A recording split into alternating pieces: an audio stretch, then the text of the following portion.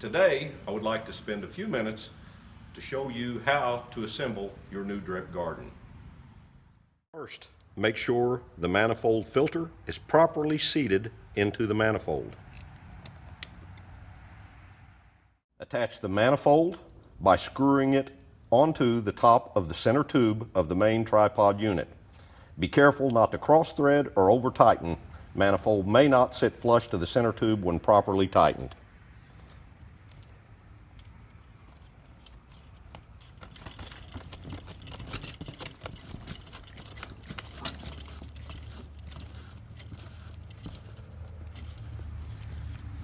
Tripod legs until they are completely extended and approximately 49 inches apart at ground level.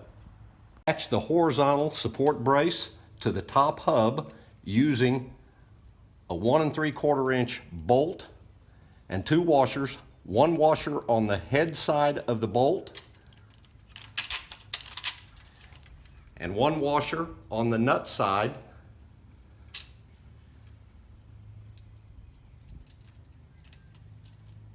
And snug, but do not over tighten, and repeat for the other horizontal support braces.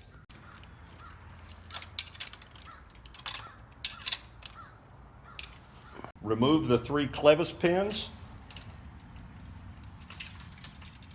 and set the hanger arms to the desired height. It is highly recommended you begin at the lowest height setting, which is best for most growing applications.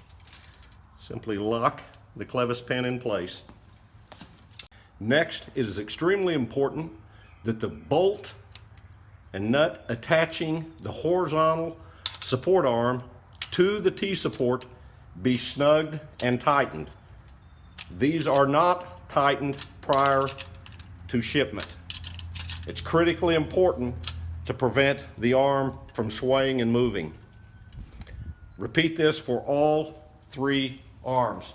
Insert the 3 upper support braces into the upper tripod leg chain housing, making sure the hole is properly aligned.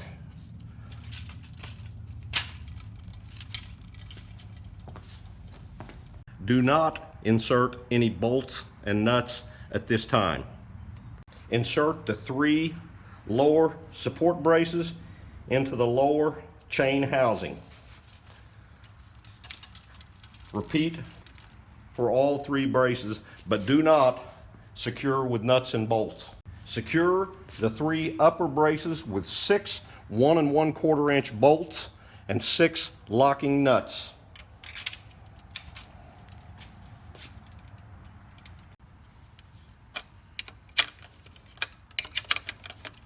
Secure the 3 lower support arms with 6 1 1/4 inch bolts and 6 locking nuts.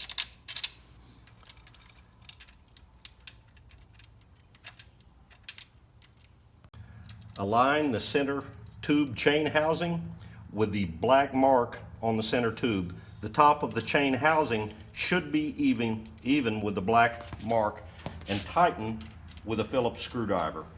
Again, this just needs to be snug and do not over tighten. You'll also notice there will be a little bit of slack in the chain. This is by design. Attach the 6 drip tubes with drip emitters pre-attached to the manifold assembly. Look for the open ports. You can see 3 of the ports are covered with rubber caps. So you attach this to the open port, push into place, and make sure the levers are pointing in an outward position. This means the valve is open. The closed ports, as you can see, the lever is pointing to the side up against the manifold. Next, slide the plant hanger arms into the T-supports with a twisting motion. If it's a little bit tight, you may add a small amount of cooking oil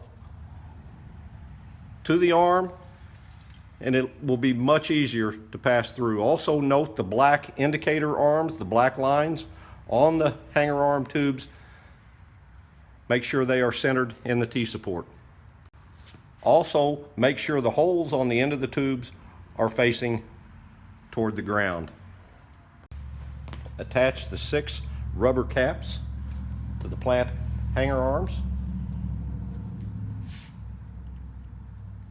Insert the 6 J-hooks into the plant hanger arms.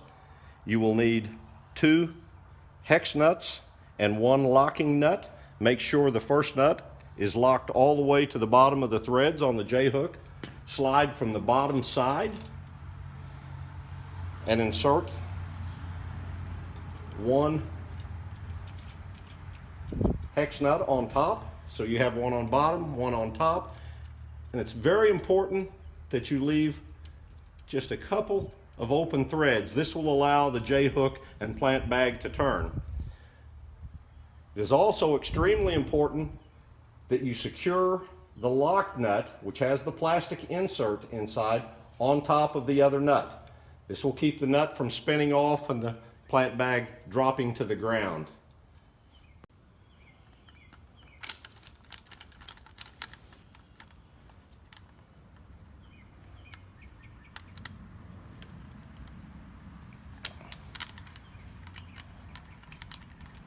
Attach 2 dual drip clips to each of the horizontal support arms.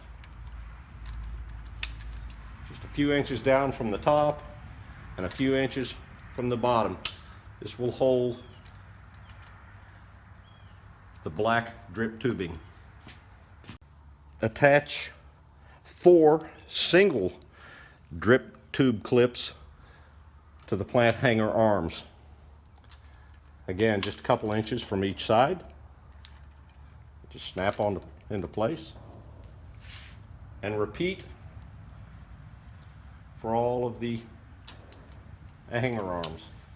Attach the drip tubing to the dual drip clips.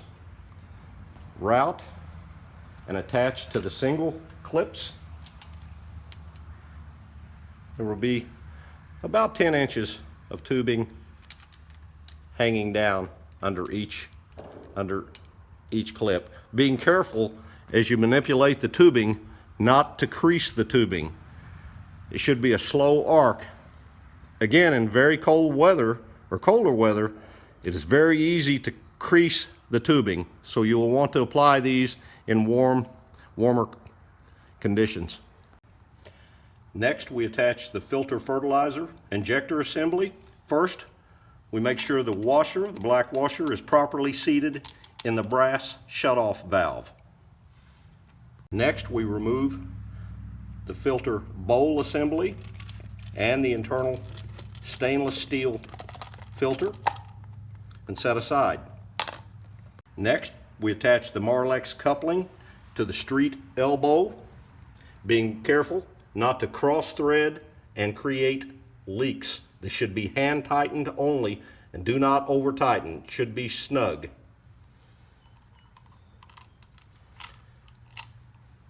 You want to make sure these tabs on the side of the coupling are in the 9 o'clock and 3 o'clock position.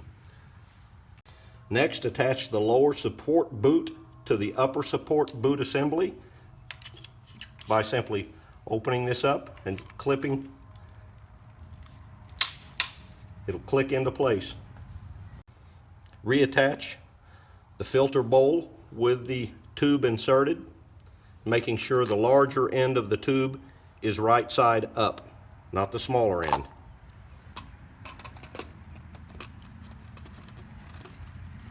The final step in assembling your drip garden is to make sure all bolts and nuts are secure. That completes our assembly video. Your next step will be a system check, but that will be addressed in our next video.